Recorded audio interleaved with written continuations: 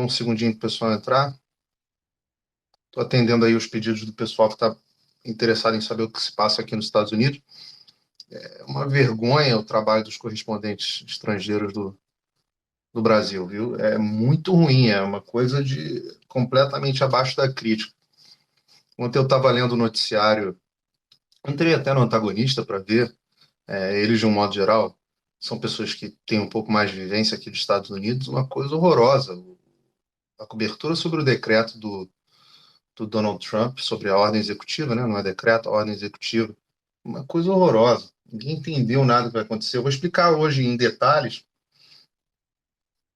Vou passar a maior parte da live falando sobre isso. Fiz aqui algumas anotações. Gente, eu tenho um canal no YouTube, mas eu não uso ainda, tá? Então, com o tempo, eu vou passar a ativar esses vídeos no YouTube, tá? Mas por enquanto eu não tenho. Eu nem fazia conteúdo em vídeo. Estou fazendo porque muitos de vocês pediram. E aí eu comecei a fazer algumas participações no Terça Livre, vou continuar fazendo, toda vez que eles me chamam, eu vou lá, mas não sou eu que faço a pauta do Terça. De vez em quando o Alan me manda uma mensagem e tal, me pede para comentar alguma coisa, mas eles é que montam as pautas deles lá e eu só apareço quando eu sou convocado, tá? Vamos lá, vamos começar falando sobre o caso do George Floyd em Minneapolis, os protestos no Minnesota, que eu não sei se vocês estão acompanhando, mas aqui nos Estados Unidos o noticiário só fala isso. Aqui o noticiário do americano está 24 horas nesses protestos. Bom, vamos lá, para quem não acompanhou, é, um rapaz negro aqui nos Estados Unidos, um rapaz chamado George Floyd, parece que tentou passar uma nota de US$ 20 falsa num estabelecimento e aí foi preso, né? Foi preso e no o processo de prisão dele foi muito violento. E aí você tem vídeos já, os vídeos são muito fortes, onde ele estava agindo de forma pacífica, e os policiais foram muito agressivos com ele, até que num dado momento é, prend- é, detiveram ele, né, e jogaram ele no chão e pressionaram ele com o pescoço, com o joelho no pescoço. E aí ele fala diversas vezes. O vídeo é muito chocante. Quem não tiver assistido, assista, a não ser que você fique chocado com as cenas. Mas o vídeo é muito chocante. Ele tá caído no chão e o policial com o joelho dele no pescoço. O processo todo parece que durou 8 minutos ou alguma coisa do tipo. E a partir daí ele morre. O rapaz morreu. Hoje o legista falou que pode ter sido uma série de coisas associadas ao, ao processo de enforcamento, digamos assim. É uma cena muito forte porque ele está de bruços e o policial, são três policiais, mas um especificamente está com o joelho em cima do pescoço dele e ele fala: eu não estou conseguindo respirar, não estou conseguindo respirar, meu pescoço. O policial ignora e ele é, veio a óbito, né? Faleceu. E isso está sendo uma comoção danada aqui nos Estados Unidos. E aí eu sempre faço uma coisa que eu acho que as pessoas não fazem, que é dar um pouco de contexto. É, por que que isso é sério aqui nos Estados Unidos? Os Estados Unidos têm um histórico, uma série muito grande, isso é muito antigo aqui, de protestos por tensão racial, tá? É, de protestos por questões raciais. Então, isso vem desde a época antes da Guerra Civil. Você já tinha na época da escravidão aqui os riots, como eles chamam, né, que são esses protestos violentos. Riots é um protesto, mas não é um protesto como a gente quando vai no Brasil e faz um protesto na rua, igual a gente está fazendo aí direto, e é importante fazer agora no domingo de novo, na frente do Palácio, na frente do STF, etc. O riots ele é um protesto violento. E muitos protestos violentos já aconteceram aqui nos Estados Unidos, tá? Quando o Martin Luther King morreu, teve protesto nos Estados Unidos inteiro, protestos violentíssimos. Martin Luther King foi assassinado, né? E um caso, se vocês forem, depois vocês buscarem, na internet, tem uma lista de todos os protestos que já aconteceram na Wikipedia, e eu estava checando aqui e tal, a lista é muito mais extensa até do que eu mesmo tinha conhecimento. O mais famoso, eu lembro bem que eu era criança, e foi uma época que eu já frequentava muito aqui nos Estados Unidos, eu não morava aqui ainda, mas vinha sempre, foram os protestos de Los Angeles em 92, porque no caso do Rodney King, né? E quando o assassino lá foi inocentado.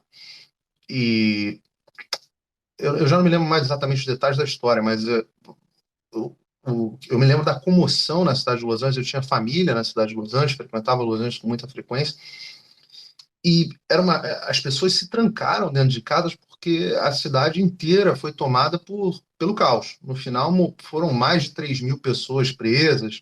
E isso vem acontecendo, né? Eu não sei se vocês lembram, foi agora aqui, acho que 2015, 2014, no caso do Michael Brown, né?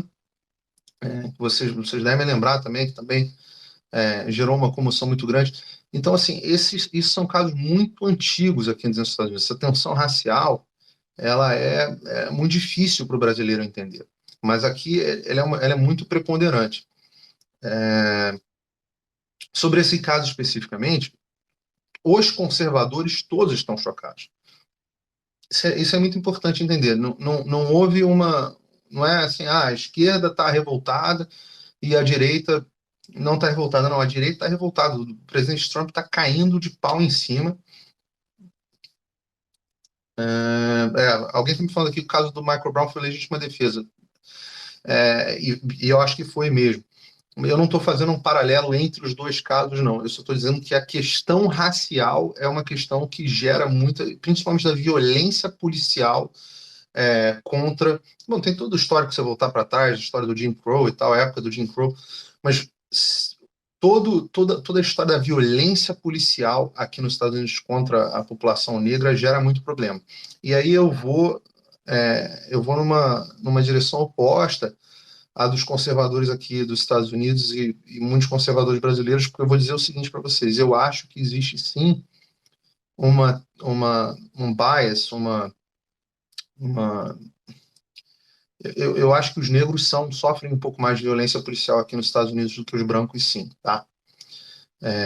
Mas, de qualquer forma, independente disso, o tópico nessa discussão é a violência policial. A violência policial que a gente, que é brasileiro, está muito acostumado, porque tem ótimos policiais dentro do Brasil, mas existe violência policial, existe o abuso policial. Eu sempre faço essa distinção. Sempre que a gente tem essa discussão aqui, alguns conservadores não gostam, aquele papo de, pô, o cara é bandido, bandido merece morrer, bandido bom é bandido morto, não sei o quê. Não é, não. O Estado tem que ter limite. Esse país aqui, ele foi fundado para limitar as ações do governo.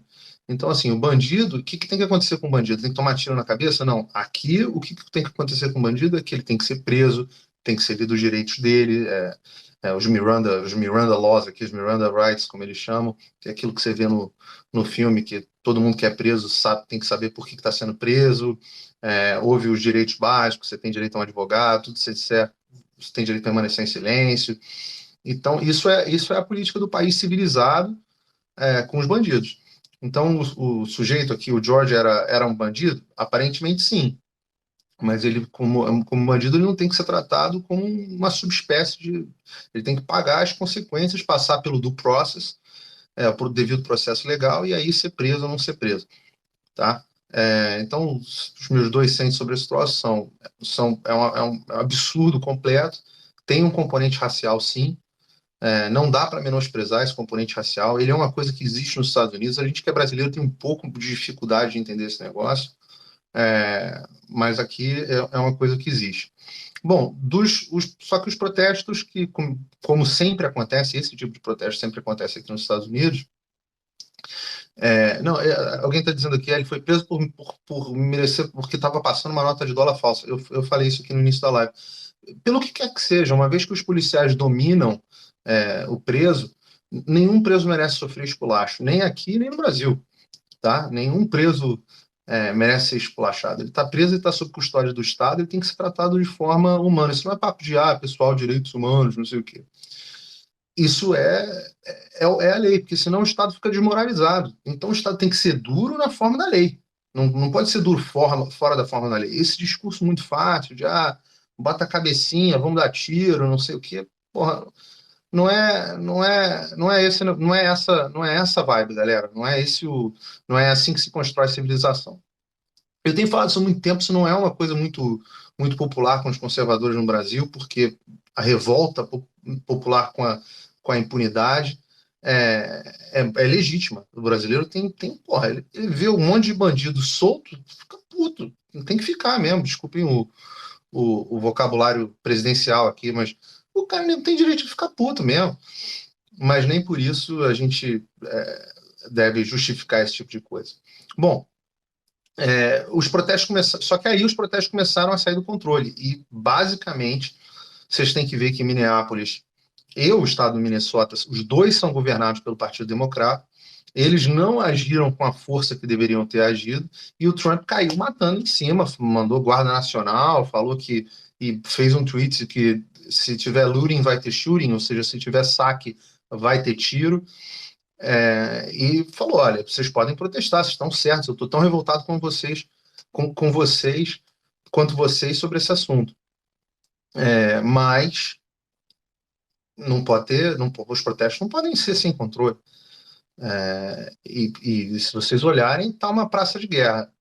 Alguns existe a desconfiança de que o prefeito e o governador deixaram rolar, entendeu? Deixaram acontecer para capitalizar politicamente e capitalizar as tensões em cima disso. Agora, como é que resolve isso? Bom, como é que resolve isso? A questão é, você tem que tem que punir. Os três policiais, com pressão grande do Trump e do Departamento de Justiça americano, foram demitidos, e hoje o que estava com o pescoço lá, com o que supostamente cometeu o assassinato, já foi preso. Então, a justiça está acontecendo aqui nos Estados Unidos, a justiça tem o ritmo dela, é mais rápida do que no Brasil, mas ela não é com protesto violento, com saque, destruíram um Target, uma loja do Target, que é uma espécie de Walmart aqui, um supermercado que vende um monte de coisa. Então, nesse sentido, tem muita gente que se aproveita dos protestos para fazer baderna. E aí o Estado tem que agir forte para manter a propriedade privada, para manter o patrimônio público. Enfim, tem vídeo da ação policial, é só procurar no YouTube.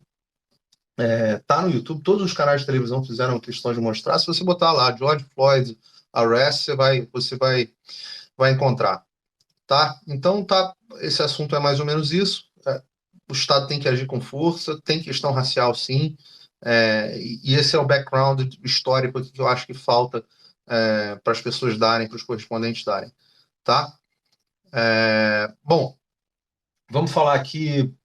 Eu vou falar sobre China daqui a pouco, mas eu tenho que falar com vocês sobre o assunto que foi que me motivou a fazer essa live, porque é o assunto mais importante dos últimos tempos, um assunto que impacta a gente diretamente no Brasil. Por que impacta a gente diretamente no Brasil? Bom, o assunto é a ordem executiva que o Trump fez ontem, proibindo a censura, não proibindo, mas dificultando a censura, com o objetivo de proibir a censura nas redes sociais. E esse é um assunto muito interessante. Eu passei bastante tempo pesquisando até os históricos sobre isso, para tentar entender profundamente o assunto, aprofundei um pouco o meu próprio conhecimento. E por que ele é tão importante para a gente no Brasil? Tá? Porque a internet ela é regulada nos Estados Unidos. Embora as leis na internet nos Estados Unidos não valham para o Brasil, as políticas que o Twitter adotar aqui nos Estados Unidos muito provavelmente serão adotadas no Brasil, porque não faria sentido uma plataforma ter uma política de free speech, de livre, de livre discurso aqui nos Estados Unidos, e aí no Brasil essa plataforma continuar fazendo o processo de censura que ela está fazendo. Então, eu queria que. Bom, vamos frame qual é a situação, né? Vamos tentar entender qual é a situação. Hoje todo mundo sabe que tem um monte de gente sendo censurada nas redes sociais. Vocês todos estão aqui sabem. São os posts conservadores que têm menos alcance, é, é, o- um- muito canal é desmonetizado, significa canal no YouTube que eles dizem que o conteúdo é impróprio e deixa de ganhar dinheiro. Vocês já viram quantas lives no Terça Livre a gente já fez que foram derrubadas? Vocês viram, eu vou falar mais aqui sobre o caso do presidente Bolsonaro, que é, teve post derrubado. E isso está acontecendo. E de onde isso acontece, né? E essa discussão, ela no Brasil, ela é muito burra. Teve o caso da cloroquina. Essa discussão no Brasil é muito burra, porque ela é assim: os liberais falam assim, não, a empresa é uma empresa privada, então participa da plataforma quem quiser. E muita gente fala assim, não, não, mas ela é um serviço público, então não é assim, as regras de empresa privada não podem valer. Mas essa discussão aqui nos Estados Unidos é muito mais interessante que isso, e eu vou explicar por quê. Bom, primeiro vocês precisam entender uma coisa. Esse país aqui é o país do liability. O que significa essa palavra? Essa palavra vocês precisam ter no vocabulário de vocês. Liability. Liability é a responsabilidade sobre alguma coisa. Tá? É responsabilidade jurídica, responsabilidade judicial sobre alguma coisa. Por que isso é tão importante aqui? Porque esse país é o país do processo. É o país que todo mundo processa todo mundo. É o país onde o cara processa, tem caso clássico, o cara processa o McDonald's porque o café dele estava quente demais, caiu na perna dele e ele se queimou. Tem até episódio de Seinfeld com isso. Mas a história é verdadeira. Então, esse país é o país do liability. Tá? Então, tudo que você faz aqui, uma empresa tem seguro para tudo.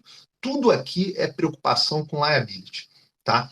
Então, você tem que entender o seguinte: lá atrás, tá? Lá atrás começou uma discussão. Como é que essa discussão começou? Começou num caso, em 1959, não tinha internet, não tinha nada, tá? Numa discussão chamada Smith versus Estado da Califórnia, tá? O Smith, ele tinha uma livraria. E aí ele foi processado porque ele tinha material obsceno dentro da livraria dele, tá? E aí ele rolou esse processo e houve uma decisão da Suprema Corte dos Estados Unidos, o caso foi até a Suprema Corte, e a Suprema Corte disse o seguinte, isso é muito importante que vocês entendam, estou em 1959, mas vocês precisam entender isso, que é daqui que se constrói toda a liberdade que você tem na internet vem daí, tá? A Suprema Corte entendeu o seguinte, olha, existe uma diferença entre o cara que simplesmente ele é provedor do acesso, provedor das informações, e o editor. E daí saiu a diferença entre o distribuidor, o distributor, aqui nos Estados Unidos, e o publisher, que seria o editor. Tá?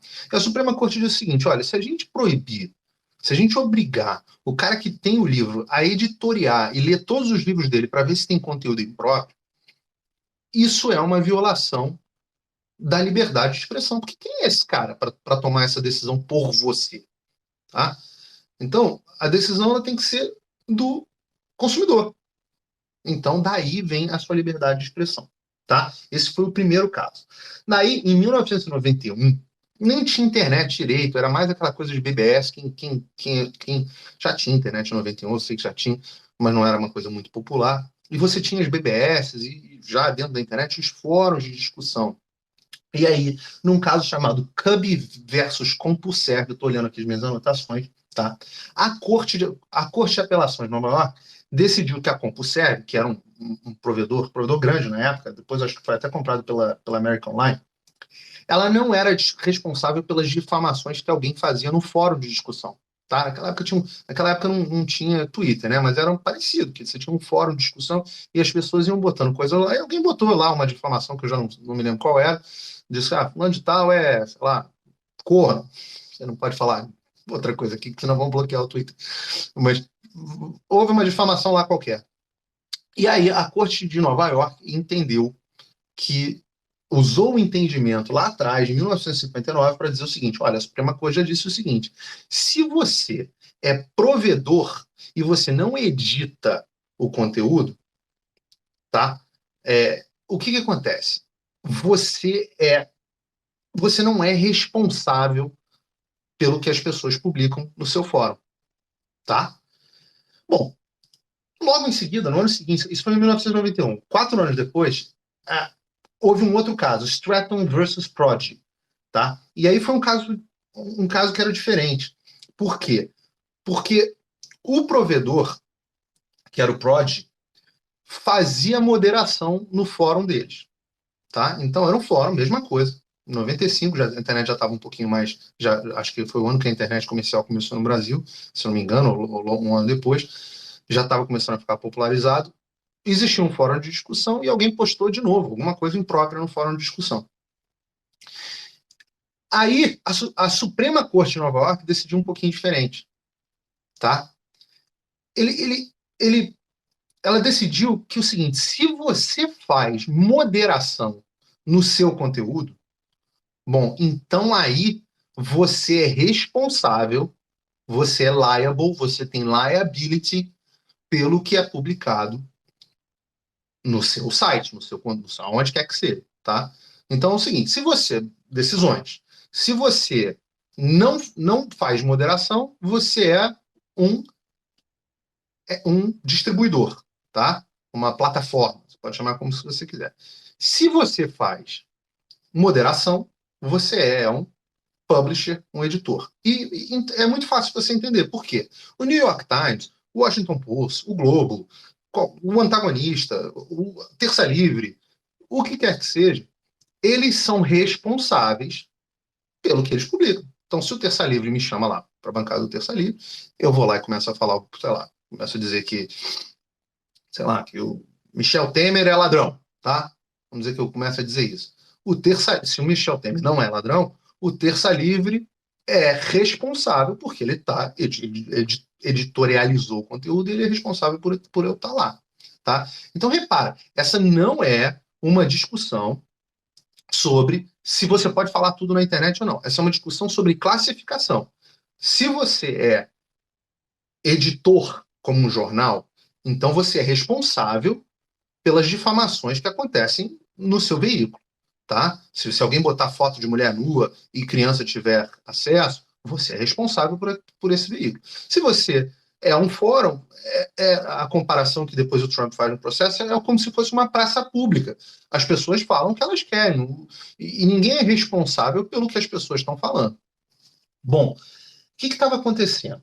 Em 1996, a internet já estava ficando muito popular. E aí, um dos problemas com a internet, para que serve a internet? Qual é a coisa que as pessoas mais usam a internet? Para ter acesso à informação? Claro que não. Para ver pornografia. Boa parte do conteúdo da internet é pornografia. O site mais assistido da internet é o Pornhub, sei lá, um deles. E aí o que acontece? Estava todo mundo preocupado aqui nos Estados Unidos, inclusive de como que você ia garantir que menores de idade não tivessem acesso ao conteúdo pornográfico. Lembra, esse é um país um pouco mais... O Brasil está ficando mais moralista aqui, mas aqui é um país meio puritano, com a sexualidade e tal. E isso era uma preocupação muito grande.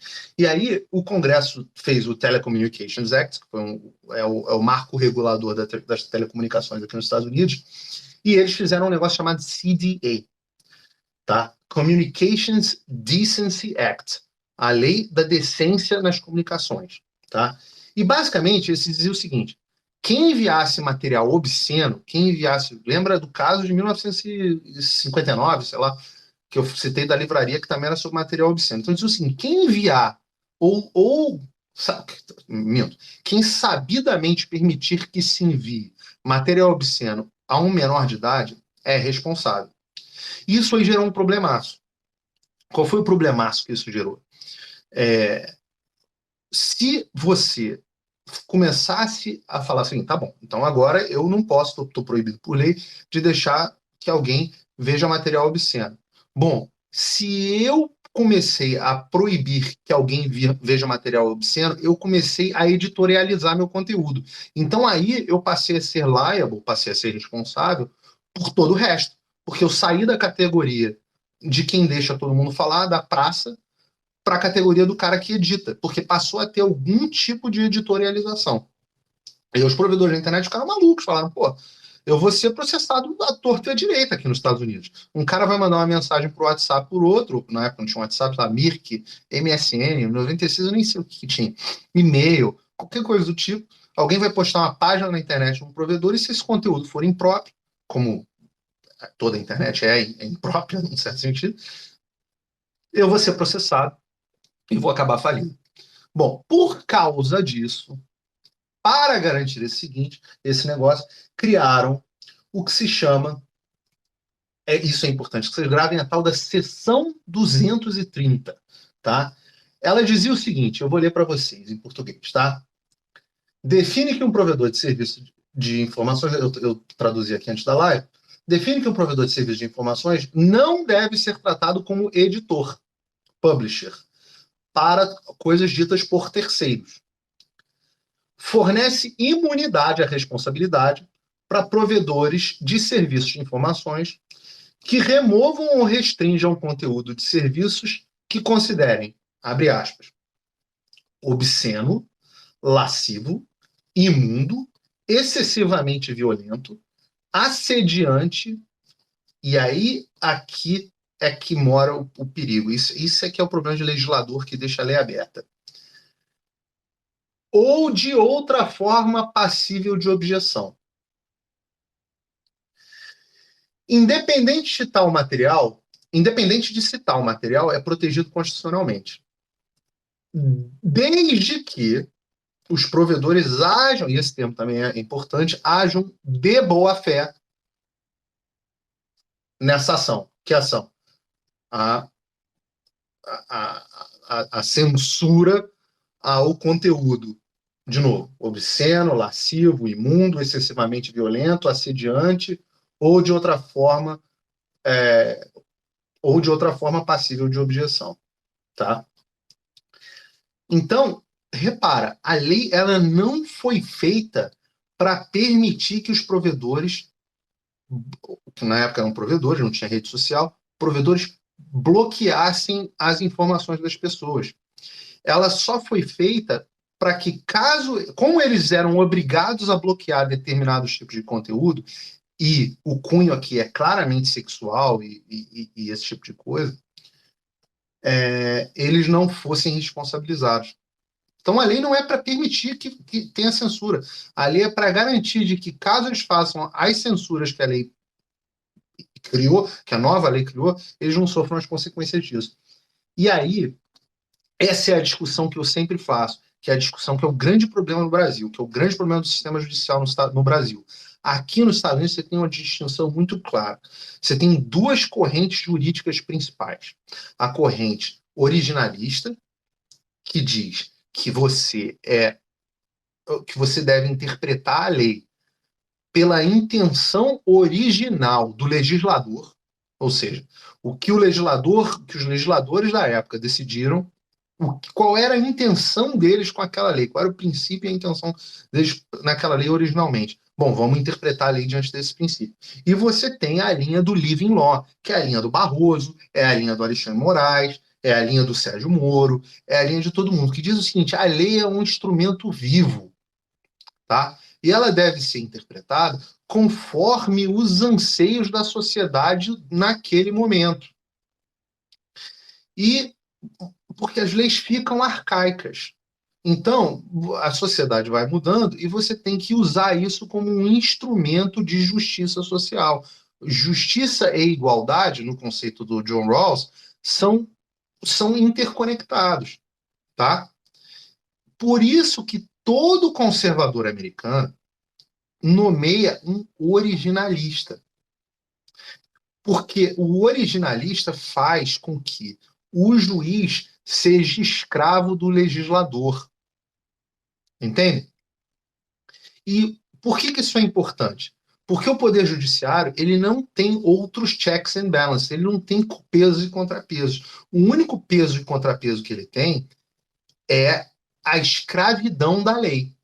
Mas se ele pode interpretar a lei de acordo com os anseios, novos anseios da sociedade, toda hora o Barroso fala isso, toda hora o Celso de Mello fala isso, toda hora. Esses caras falam isso todo dia no Brasil, todos, todos são living law. Todos. Então, quando o Bolsonaro nomear o cara para a Suprema Corte, ele não tem que ser terrivelmente evangélico, ele não tem que ser lavajatista, ele não tem que ser anticorrupção, ele tem que ser originalista. É só isso. Bom, só que juízes aqui nos Estados Unidos, muitos também não são originalistas. E daí? Bom, o que começou a acontecer? Tá? Bom, é importante aqui, isso é uma comprovação do que eu estou falando, é que nem os direitos autorais, tá? Nem os direitos autorais, eles eram respeitados no início da internet, tá? Nem os direitos autorais eram respeitados no início da internet. E não sei se vocês lembram, eu já acompanhava, já usava muito, mas teve um negócio do Napster, todo mundo começou a baixar filme, e pirataria começou a virar um negócio muito sério. Mas os provedores diziam, olha, eu estou protegido, eu não vou censurar conteúdo. Conteúdo é problema dos usuários. Eu estou aqui, eu estou provendo a internet. O que as pessoas fazem na internet é problema delas. Então, aí passaram em 98 a Digital Millennium Copyright Act, que foi a lei sobre copyrights que obrigou os provedores a ficarem responsáveis. E só agora, recentemente, tá, que teve o Fosta Sesta, que criou certas barreiras para impedir o tráfico sexual. Eu não quero me aprofundar nesse assunto, mas é só para comprovar o seguinte: nem essas coisas, nem copyright, direitos autorais e é, é, tráfico sexual estavam. Alguém está falando aqui do Marcelo Bretas, eu não quero ficar comentando muito, mas é totalmente anti-originalista, tá? O cara menos originalista do mundo. Mesma linha de Sérgio Moro. Então, estou falando aqui de Copyright Act, então todas essas coisas passaram a ser protegidas depois, tá? Na internet, só depois. E aí, só que o que começou a acontecer? Quando é que a mágica começou a mudar, tá? A mágica começou a mudar quando aconteceu um negócio de louco. O Donald Trump ganhou as eleições nos Estados Unidos. E ganhou as eleições nos Estados Unidos como? Ganhou as eleições nos Estados Unidos sem apoio da mídia, contra tudo e contra todos, usando basicamente o quê? Desculpa, eu tô vendo os comentários de vocês, mas não sei um juiz originalista no Brasil. Eu sei quais que não são originalistas no Brasil, tá? A primeira juíza que eu vi falando sobre originalismo e contrativismo judicial, que eu imagino que não vai ser ministra da Suprema Corte, mas foi a Ludmila Grilo, que fiquei assim, boquiaberto. O originalismo nem chegou no Brasil, isso nem é uma discussão que nem existe. Outro dia eu estava falando sobre dilema madisoniano e nem sabia nem o que é. As discussões são paupérrimas. É por isso que o pessoal acha o Barroso o grande constitucionalista, que era um único.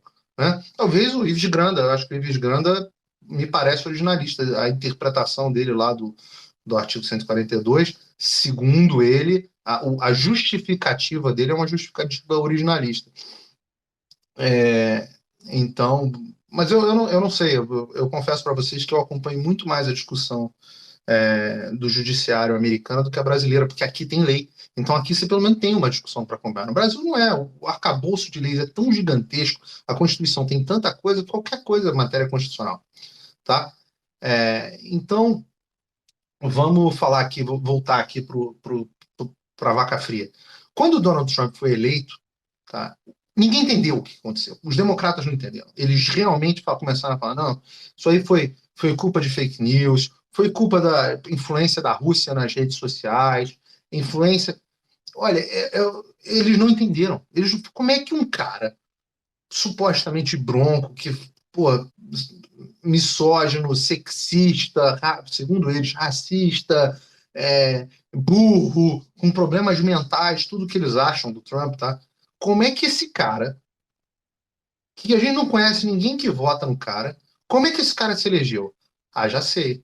Foram as porcarias das redes sociais. Eles começaram a usar fake news, a Rússia usou um monte de fake news, usou as redes sociais, e esses burros do, dos Estados Unidos agrário, eles não sabem votar. E aí eles leem fake news, eles são tão retardados, tadinhos, que eles acabaram acreditando e votando no Donald Trump. Tá? Então, assim, é isso que os caras pensam. É isso que os caras pensam de verdade. É igual o caso do Bolsonaro. Então, por que o Bolsonaro foi eleito? Por que o Bolsonaro tem plataforma na internet? Esses caras acham que o Bolsonaro foi eleito, porque o Bolsonaro não perde um patamar de 35% de aprovação de jeito nenhum. Por que o Bolsonaro bota a gente nas ruas? É porque vocês, eu, a gente é tudo burro. A gente vê as notícias na internet, a gente não sabe distinguir a verdade da mentira. Então, como a gente é burro, eles não podem mais deixar isso acontecer, gente. Eles têm a missão, porque eles são iluminados, tá? Então, quem que no Brasil é a mesma coisa, esse negócio das fake news. Ah, é fake news, é robô do Bolsonaro no WhatsApp, é a tia do WhatsApp que é burra. Eles não conseguem. Democracia é quando eles ganham. Quando a gente ganha, é outra coisa. É robô, é Rússia, é rede social que não está regulada direito. Então, aí, a pressão foi muito grande, muito grande, muito grande, muito grande, pelos para que as redes sociais começassem a regular conteúdo. O primeiro que começou a regular mais o conteúdo foi o Facebook. Depois o Google começou muito forte. E isso já não é mais dúvida. Eles no final, eles ainda mentiam e enganavam, diziam que não. Mas é praticamente impossível você achar alguma coisa conservadora com o algoritmo do Google. Eles enterram. E os funcionários do Google já disseram isso mesmo. Então, eles começaram aos poucos, irem aumentando as censuras. Os vídeos, qualquer coisa que tinha um componente minimamente conservador, começou a ser retirado. Estou tentando acompanhar o que vocês estão dizendo aqui, mas é muita coisa. Vamos lá. O conteúdo conservador começou a ser muito retirado. Eu acho que eu tomei uns 10 ou 15 bans do Facebook, até uma hora que eu mandei aquele troço para o espaço. Porque não aguenta, não dava, não tinha condições. Eu tomava bloqueio, primeiro bloqueio de um dia, depois comecei a tomar um monte de bloqueio. E vocês veem, eu não falo nada demais, eu não sou. Eu me considero até um cara dentro da direita razoavelmente moderado. Pelo menos eu procuro ser ponderado, não moderado, mas ponderado, procuro pensar nas coisas que eu estou falando. E começou a haver um monte de bloqueios. Aqui, vou dar alguns exemplos, tá? Aqui nos Estados Unidos, teve um rapper que falou "Hey dude" para um transsexual, e dude é cara aqui nos Estados Unidos. E o cara teve a conta bloqueada. No caso do Bolsonaro, eu vou ler aqui o Twitter, quando apagou o tweet dele, disse o seguinte: nós expandimos as nossas regras para abranger conteúdos que forem eventualmente contra informações de saúde públicas orientadas por fontes oficiais. Pô, o cara é presidente da República. E possam. O que é mais oficial do que o presidente da República? E possam colocar as pessoas em maior risco de transmitir o Covid-19. Peraí, de acordo com quem? Maior risco de acordo com quem? De acordo com a OMS, que primeiro falou para a gente usar máscara, depois falou para a gente. Não, primeiro disse para a gente não usar máscara, que máscara não adiantava para nada. Agora depois tu botou todo mundo de máscara, e agora já falou que máscara não funciona de novo. Então qual é a diretriz?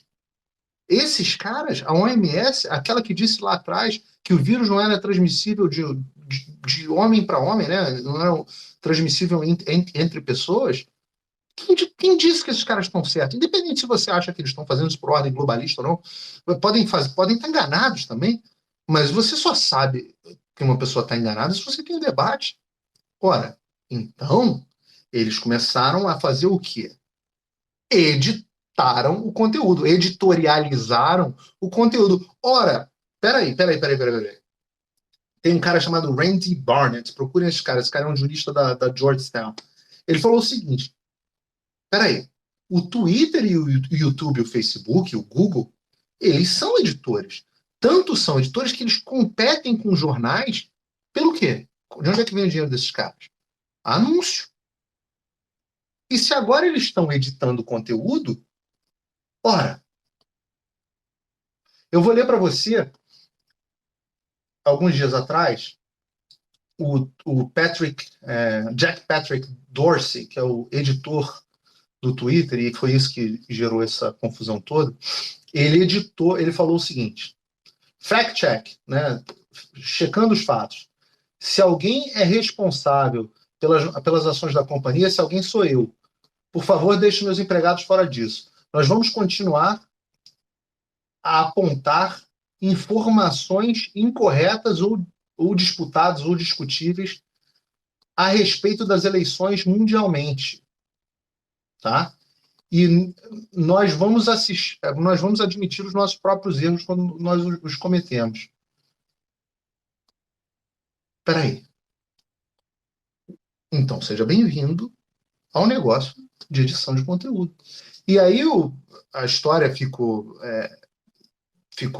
começou a ficar mais séria quando o Trump o Twitter falou que ia começar uma política de toda vez que alguém botasse uma informação que fosse duvidosa, eles iam botar um link para a informação correta, na opinião deles, editorializada por eles, embaixo.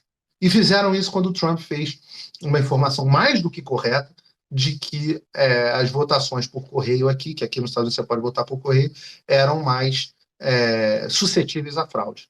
Aí, meu amigo, quando você tem me desculpem o palavreado presidencial, quando você tem o culhão, a coragem, a audácia de você querer editorializar o conteúdo do presidente eleito pelos Estados Unidos da América, o líder do mundo livre, é muita arrogância. Quando você começa a ter culhão para fazer isso, meu amigo, você assumiu que você está no negócio editorial. Porque você está. Lembra da discussão lá atrás? Discussão da Corte de Nova York. Mesma corte, né? Na verdade, foi uma corte acima, foi a Suprema Corte dos Estados, aqui tem Suprema Corte. É uma discussão longa. Mas quando um provedor não moderava os comentários, ele não era responsável. No momento que ele assumiu a responsabilidade de moderar os comentários, se tornaram editores. E se tornaram editores, não tem a proteção daquela lei, da seção 230 do CDA, tá? E por que isso é importantíssimo? O Trump usou esse troço. Bom, e depois disso eles fizeram de novo, tá? Não me lembro agora, foi esses dias, agora tá me fugindo a cabeça. Mas o Trump postou um negócio e os caras foram em cima dizendo que foi esse comentário mesmo que eu fiz aqui, que o Trump falou que ia mandar a Guarda Nacional e tal, e aí eles colocam embaixo, eles colocam esse comentário viola as nossas políticas porque incentiva a violência. O que? Nada de incentiva a violência, mas o editor tá achando que tem. Eu já falei aqui do conteúdo do Bolsonaro que foi removido. E aí eles dizem o seguinte, mas nós vamos manter aqui no tweet esse cara que está incitando a violência, porque pode ser do interesse de alguns a informação. Bom, aí o Trump, alguém está falando que ele deveria ter sido mais enérgico. O Trump fez um tweet falando, eu vou fazer uma ordem executiva e acabou essa porra, acabou esse negócio desses caras fazerem o que eles quiserem.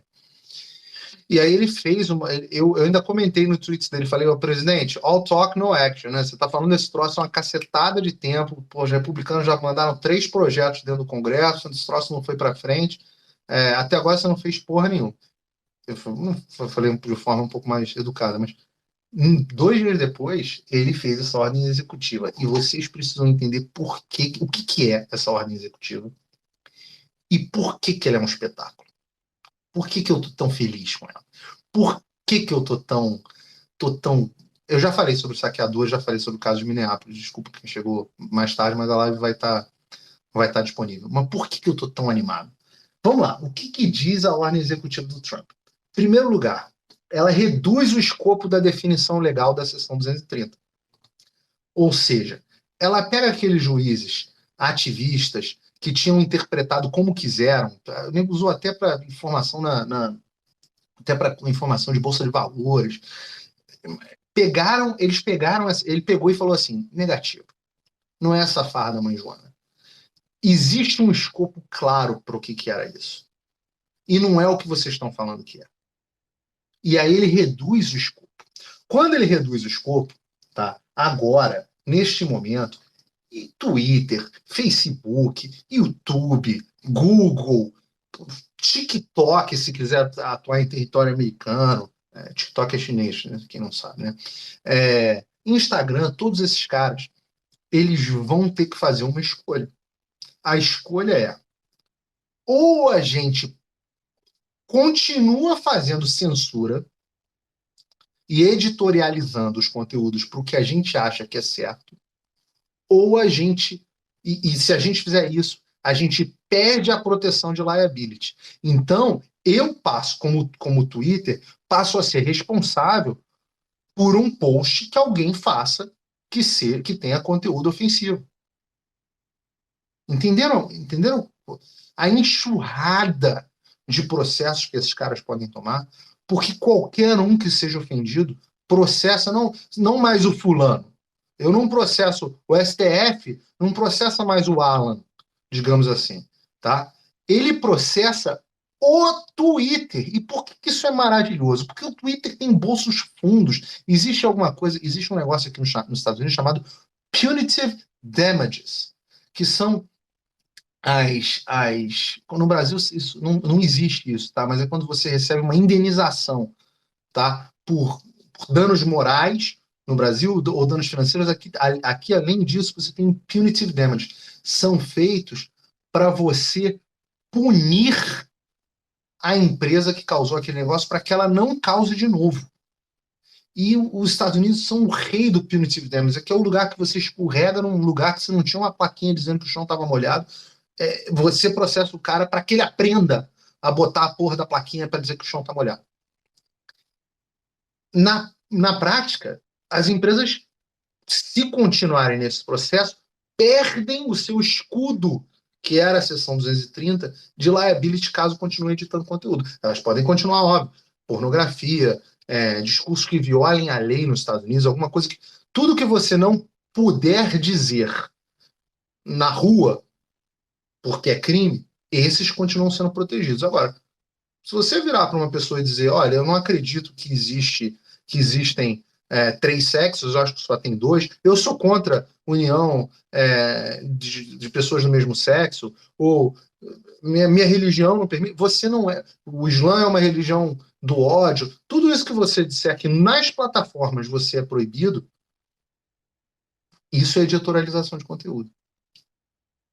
E aí, meu amigo, o FCC, que é o órgão regulador de comunicações, vai verificar quem viola a liberdade de expressão e quantos recursos. Bom, isso é um outro caso. Vamos lá. Bom, ok. Ele ordenou que o FCC, que é esse órgão que eu falei de regulação das comunicações, regule quem começar a descrever nos termos de serviço. Então, é o seguinte, por que isso por que funciona assim? Por que o Facebook, o YouTube podem te remover o que você publica e não sofrem as consequências disso? Porque eles dizem, nos termos de serviço que você concorda quando você entra quando você assina a plataforma, tem um contratinho legal, onde você diz, aquele que todo mundo clica, I agree, I read, I agree, eu concordo e segue adiante. Lá diz o seguinte, que a empresa é deles e eles podem remover o seu conteúdo pelo que vocês quiserem. Bom, aí é o seguinte, se você pode remover o conteúdo, se eles podem remover o seu conteúdo por qualquer motivo, aí está assumido que eles são editores.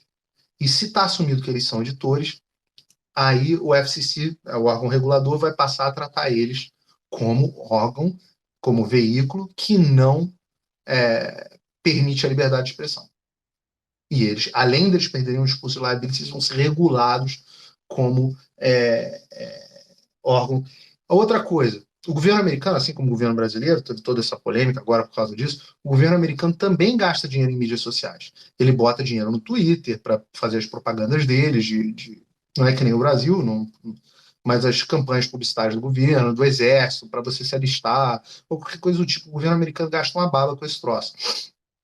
Então, eles não, a partir de agora, quem for classificado pelo FCC como violador das políticas de liberdade de expressão, e quem que vai ser o violador? Bom, pelo próprio termo de serviço você diz que é violador, porque você diz que você pode remover o cara por qualquer coisa, e não só pelas previsões previstas lá na seção 230.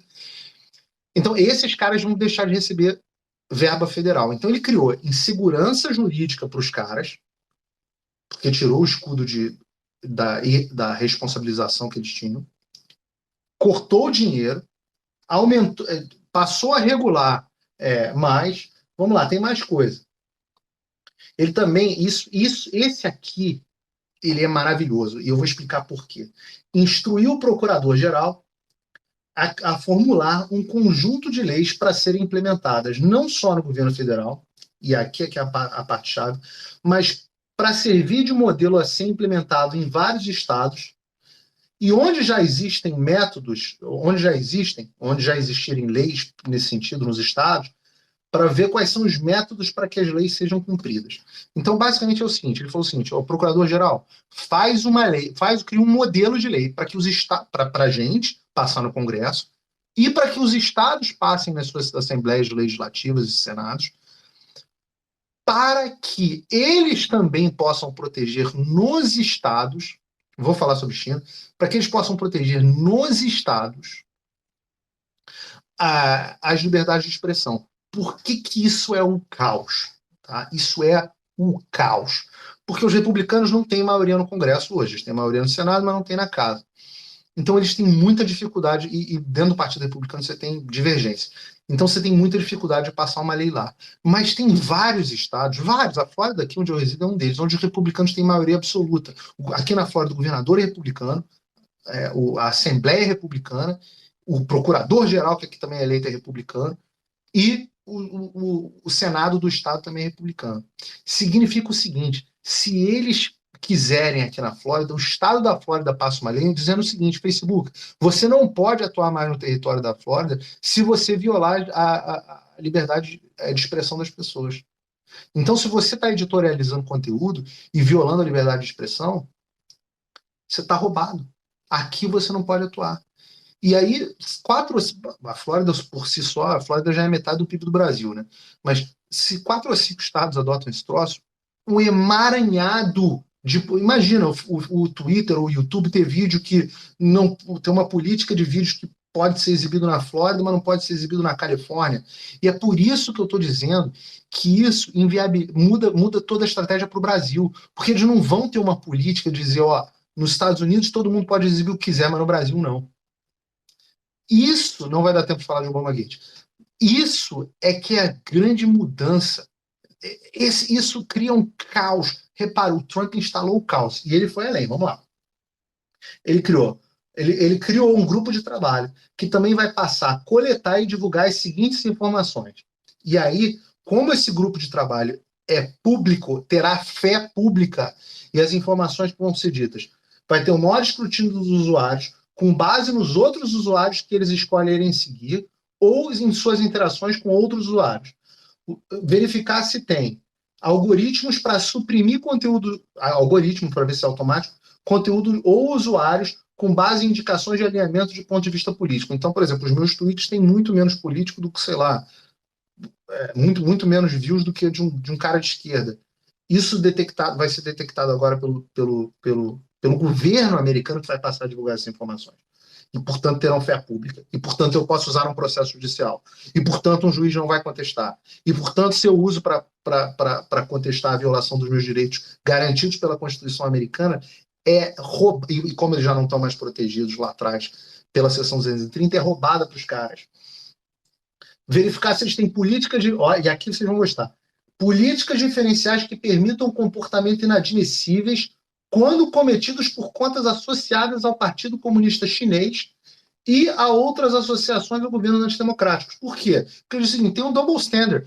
Tudo que o governo chinês, que o Partido Comunista Chinês, porque não é o governo, né, não é um governo legítimo, esse troço é uma ditadura, tudo que o Partido Comunista Chinês faz, eles podem fazer todas as violações, eles estão liberados. A mesma coisa, tem uma brincadeira, até um teste que rolou na internet com isso, o mesmo post sendo feito com Israel e Palestina, tudo que era pró-Israel era banido, tudo que era pró-Palestina era deixado aberto. Agora o governo vai fiscalizar isso. Verificar se tem dependência de entidade de terceiros. Opa! Incluído contratados de organizações de mídia e indivíduos com indícios de viés para revisar o conteúdo. Prestaram atenção? Dependência de entidade de terceiros. Quem gosta aí da Jorge Soros, quem gosta de Open Society, quem gosta de descobrir se os caras estão dependendo de entidade de terceiros, é um prato cheio. E verificar se tem atos que limitam a capacidade de usuários com pontos de vista específicos de ganharem dinheiro na plataforma em comparação com outros usuários situados de maneira semelhante, ou seja, a questão da desmonetização. Tá? Em suma, o que o Trump fez? Ele vai expor os caras com dados públicos, ele tirou a blindagem dos caras de liability e ele vai incentivar que os estados passem a regular. Significa, o que significa na prática, meus amigos? Isso está valendo, começou a valer, os trabalhos vão continuar, mas significa na prática que as plataformas vão ter que fazer uma escolha. E escolha em ano de eleição. Óbvio que a mídia está revoltada com isso, porque eles sabem que se eles perderem o monopólio, se uma notícia do Terça Livre começar a valer tanto como a notícia do Globo, pô, como é que pode? O Alan tem lá, é ele mais 3 pessoas. O cara botou 120 mil pessoas numa live outro dia. Esse cara, como é que a Globo com bilhões, redação, cacete, jornalismo, não consegue contar as notícias que o Alan conta? É óbvio que esses caras, se eles deixarem a gente falar, o que acabou com eles foi que a gente conseguiu, com isso aqui, romper a espiral do silêncio. E eles estão tentando criar de novo a espiral do silêncio. Alguém entra aí no Google e procura a teoria do espiral do silêncio. Não quero entrar aqui. Mas se a gente conseguir manter o rompimento da espiral do silêncio, aí, meu amigo, eles não voltam para o poder nunca mais. E eles acham que o problema é que a gente é burro. Eles acham de verdade. Alguém tem alguma pergunta específica sobre esse negócio? Entenderam por que isso é a maior mudança na forma que a gente se comunica? É a maior garantia, maior passo em direção da garantia da nossa liberdade de expressão. Maior passo. Isso é maravilhoso. Bom, vou falar de China. Tá? Eu faço essas lives aqui, e tem uma diferença entre essas lives aqui, por exemplo, quando eu faço uma participação no Terça Livre, eu faço essas lives aqui para quem gosta de conteúdo mais aprofundado, tá? Isso não essa não é uma live mais jornalista, boletim da manhã, boletim da noite, que eu tenho que ser um pouco menos explicado. Essa é para vocês entenderem o assunto. Não tem nenhum lugar no Brasil que faça isso, não tem um. Eu quero saber qual foi o correspondente. A matéria do antagonista, tadinhos, coitados, que eles não entenderam o assunto, tá? O Cláudio Dantas, não quiser me liga, manda uma mensagem, pergunta, eu explico o que está acontecendo. Se quiserem dar notícia de forma verdadeira, tá? Como é que a decisão afeta o Twitter Brasil? Eu já falei aqui. A decisão afeta da seguinte forma: você não vai ter um Twitter nos Estados Unidos que tenha liberdade total de expressão e no Brasil com proibição de publicação. Entendeu? Não vai, não faz nem sentido financeiro para a plataforma. É caro você criar algoritmo de censura, tá?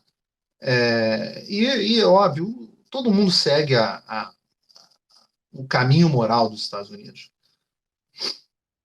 Tá? Se o Bolsonaro pode fazer alguma coisa semelhante, e parece que o Felipe Martins falou que sim, eu confesso para vocês que eu sou mais cético, porque no Brasil você tem, isso é um assunto longo, mas no Brasil você tem uma coisa, aqui você tem o poder de judicial review, revisão judicial das cortes, mas ele é usado com muita parcimônia.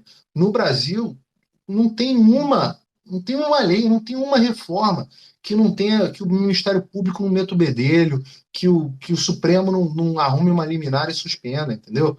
Então, Não adianta, e não é só Supremo, não. Eu falo em Supremo, mas não é só Supremo, não. Eu falo simples isso. Vocês têm que parar com esse negócio de achar que o Supremo é um problema. O problema foi que é o ativismo judicial em todas as coisas, é a mentalidade de ativismo judicial. Os ativismos judiciais nas cortes de primeira instância é muito maior. É muito maior. Pô, vocês já viram, juiz de primeira instância derruba o WhatsApp no país inteiro. É que se a gente permite o ativismo judicial nas cortes de baixo, que óbvio atinge sempre as pessoas menores e tem menos repercussão, pô, quando chega no nível dos. Se os semideuses podem, quando chega no nível dos deuses, esses caras podem tudo, pô. Esses caras podem tudo. Ou o judiciário é escravo da lei, ou não tem check and balance. Ou o judiciário é escravo da lei, ou não existe limite. Pode prender. E olha, nenhum político pode entrar na tua casa e botar arma na cabeça da tua mulher grávida. Nenhum político pode bloquear os teus bens. Nenhum político pode derrubar tuas contas e calar tua boca. Nenhum político pode tomar tua liberdade. Nenhum. Não tem um Lula. Pô, foi popular, 80% de popularidade, não sei o quê. Não pode nada. Não podia nada contra você. Não podia nada. 4 anos depois ele estava lá com o Pires na mão pedindo teu voto.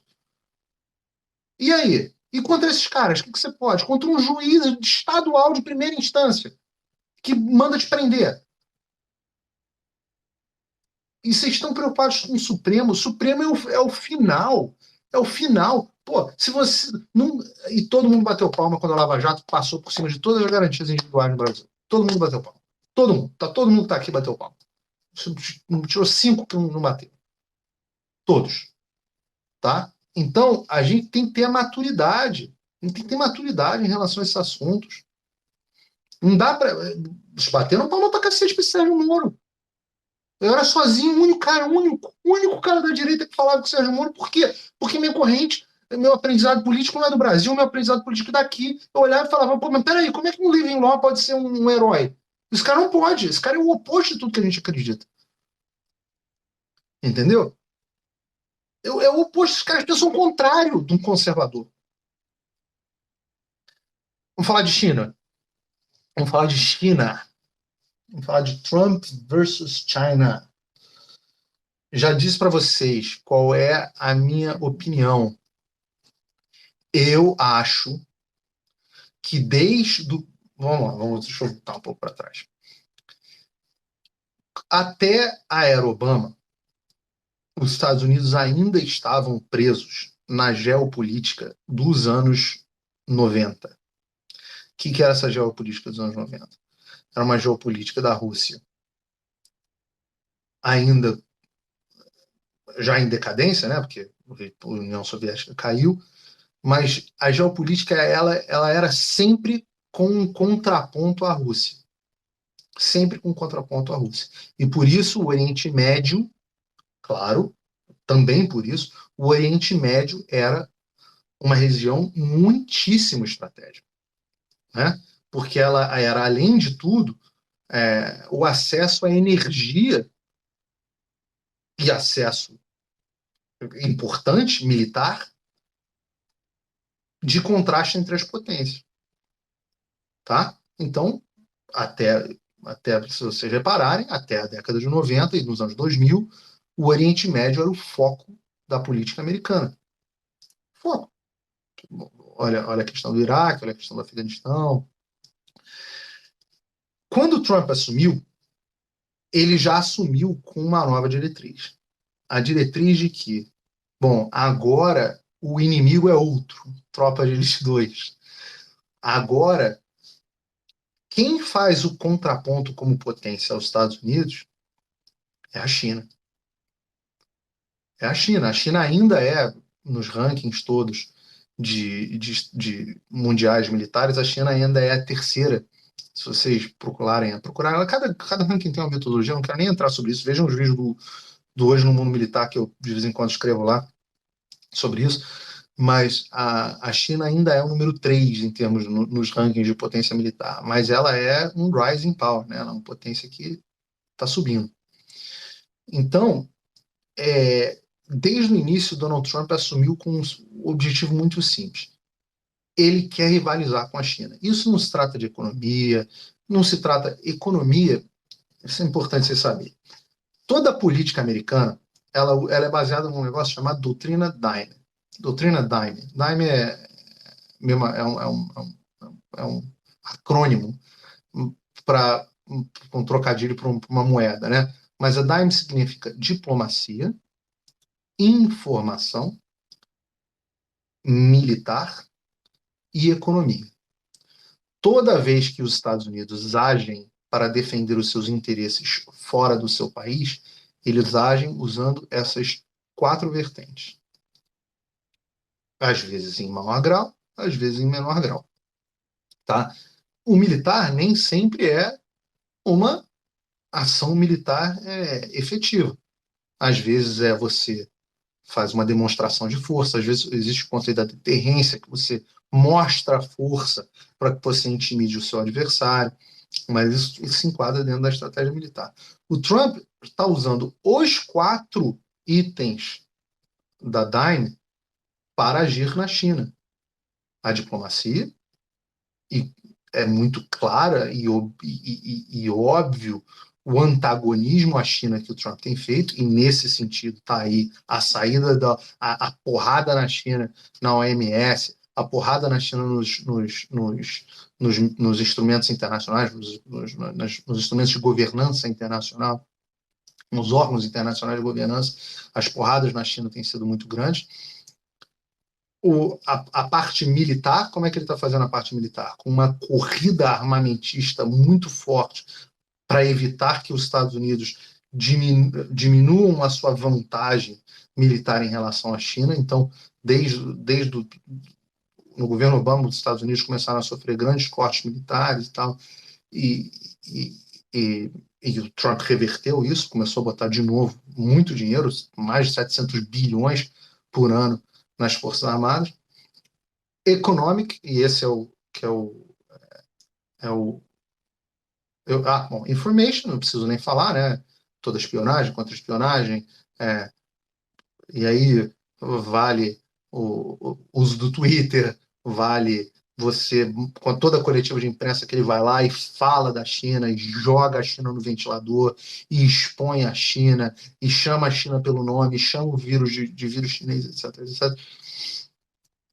Tudo isso é parte do braço da informação. E o economic, que é a economia, que é o Trump indo lá e criando tariffs e barreiras para estudantes, agora como ele criou, e, enfim, todas as medidas que o Trump tem criado.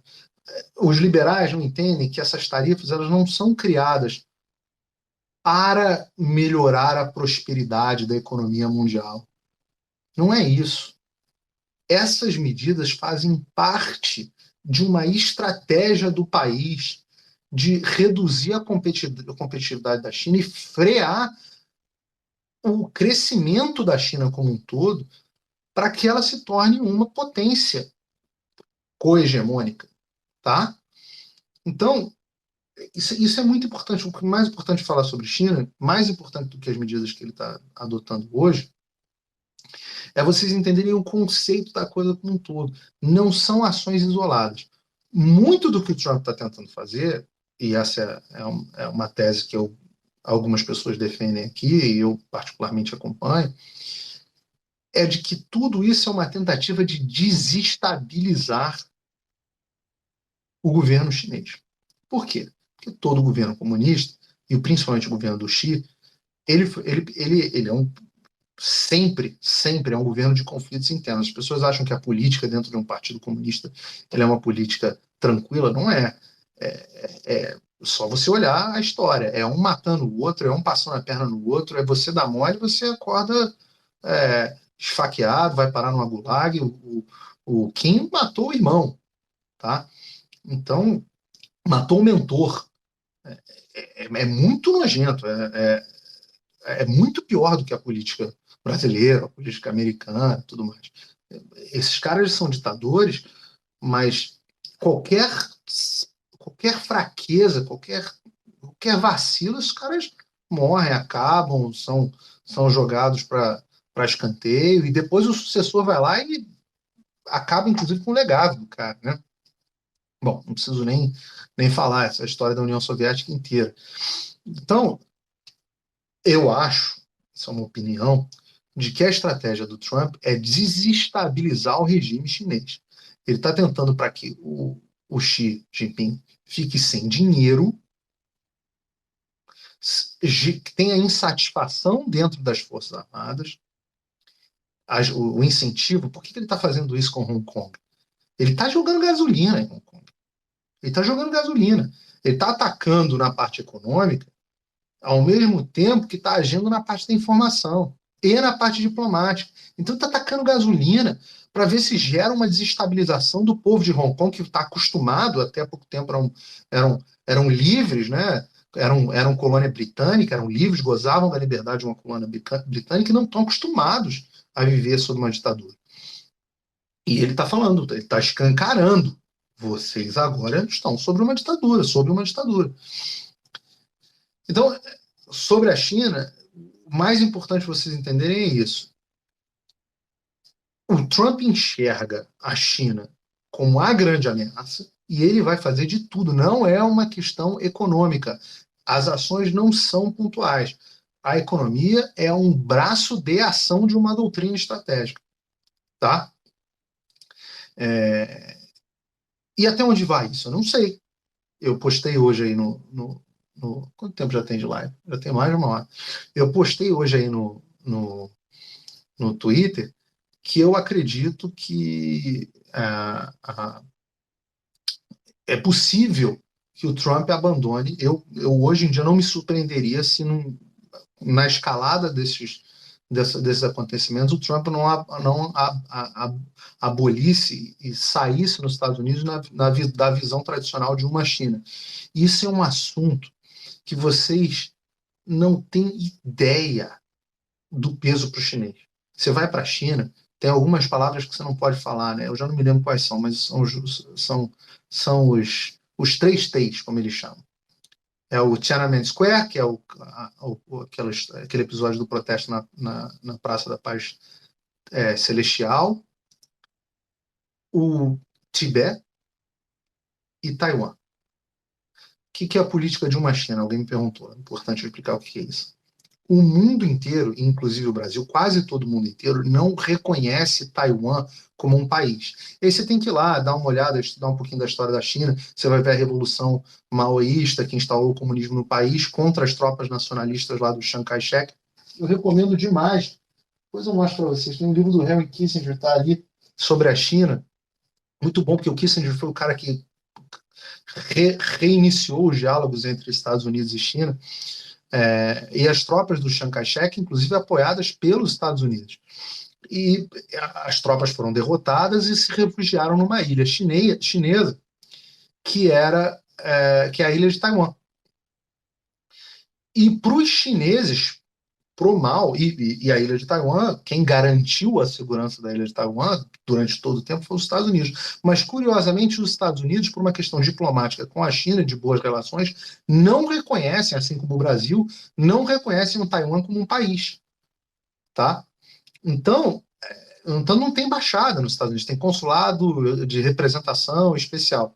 O nome do livro que eu estou recomendando vocês têm que com cautela. O nome do livro é do Henry Kissinger, que é um dos maiores especialistas em diplomacia do mundo, foi conselheiro de quase todos os presidentes republicanos americanos, mas também é tido como um tremendo globalista, como um cara com relações super estranhas, membro lá da reunião dos Bilderberg, se eu não estou enganado, mas ele é um dos maiores, ele foi o cara que no governo do Richard Nixon fez a reaproximação com a China. Esse livro é sensacional porque é o próprio cara que o Eduardo, meu amigo Eduardo, não conhecia. Se eu não me engano, eu estava até com ele, né, nessa entrevista ali, na mesma região que ele, mas eu acho que não deu para apoiá-lo. Mas o livro é muito bom porque o Kissinger talvez seja o maior especialista de China do Ocidente. E ele conta toda a história da China e vocês vão entender que os chineses, eles são aí você entende a mentalidade chinesa de que eles são o império do meio. Eles são o centro do mundo e todos nós somos súditos rebeldes do império do meio, uma coisa metafísica, tá? Então, porque aí você entende, e não existe imperialismo americano. O cara que fala de imperialismo americano é um idiota. Não existe um país menos imperialista do mundo, os Estados Unidos. Os Estados Unidos nunca foram imperialistas. País que toma possessões e praticamente sempre devolve, né? Tá aí a Europa inteira livre. Então não existe imperialismo americano. Agora, a China ela é imperialista por definição de filosofia do próprio país. E o Henry Kissinger conta isso, e ele conta a reaproximação, como é que ele fez, vai até os dias de, acho que até os anos de 2010. Ele conta, inclusive, toda a história do Deng Xiaoping, como o Deng Xiaoping transformou a China com as reformas de economia liberal e tudo mais. Enfim, o livro é muito bom, e eu vou deixar vocês aqui. é, Vou finalizar a live, 1 hora e meia de live, falei muito mais do que eu achei que eu ia falar. Queria ter feito 45 minutos no máximo, mas teve negócio de Minneapolis, o negócio do decreto é cabeludo, eu queria explicar para vocês com detalhes. E teve também essa questão aí da China, tá? Última coisa que alguém pediu para comentar, o que significa o Trump interromper as relações ou encerrar as relações? Qual foi o termo que ele usou, hein? Ele usou o termo terminate, encerrar, né? As relações com a OMS. Ninguém sabe, porque o Trump ele tem uma forma muito particular de comunicação. Ele lança as coisas dúbias às vezes e às vezes meio cheias de hipérbole para gerar uma discussão em torno do assunto e aí depois ele volta com uma política muito mais moderada do que ele disse que ele faria. E isso foi muito claro agora com vou banir toda a entrada de estrangeiros dentro dos Estados Unidos e não foi bem isso que ele fez. Veio com um decreto muito mais simples, impedindo a aplicação de visto de permanência por 60 dias, etc. Então, não dá para saber, a gente tem que. Esse assunto ruim de comentar no mesmo debate pronto, porque a gente tem que olhar para ver o que o Trump está fazendo. Tá bom? Gente, obrigado quem ficou aqui. É um prazer danado interagir com vocês. Desculpa por eu não fazer mais lives. Os assuntos são cabeludos, a minha atividade empresarial toma boa parte do meu tempo. E para fazer uma live dessas, dá trabalho. Hoje eu realmente tirei um pedaço da tarde para ler as decisões da Suprema Corte, ler os códigos, ler as leis, entender a história. Dá um trabalhinho, mas isso é jornalismo. Isso é jornalismo, essa é a paixão de fazer jornalismo de verdade, né?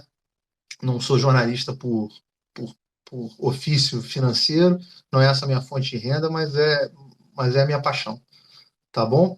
Um abraço para vocês e eu não sei como é que eu vou jogar esse troço no YouTube, não. Eu prometo para vocês que eu vou aprender esse negócio, vou fazer um canal, vou pedir uma ajuda pro Alan. Já comprei um microfone aqui um pouco melhor para ter um áudio melhor, tá? Fiquem vocês com Deus, Deus abençoe a todos vocês e tenham um ótimo final de semana.